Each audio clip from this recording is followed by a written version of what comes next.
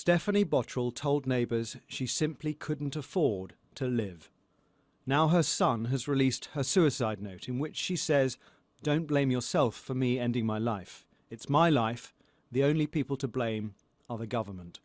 Stephanie had 2 extra bedrooms in her home here in Solihull, which made her liable for a welfare cut under the so-called bedroom tax.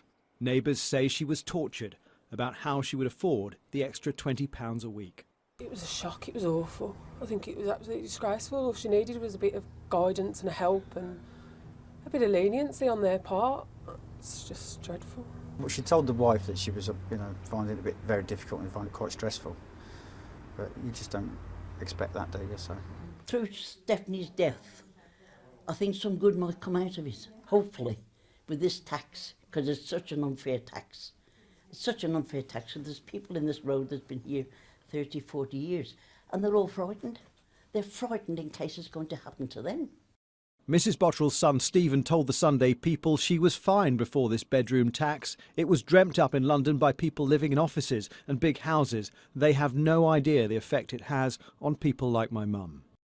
I don't know the details of her case, it's clearly a tragedy, but I know from my own constituents there are people who are having terrible trauma. 2/3 of people affected by the bedroom tax are disabled. Now, I'm for tough welfare reform, but not hitting the most vulnerable.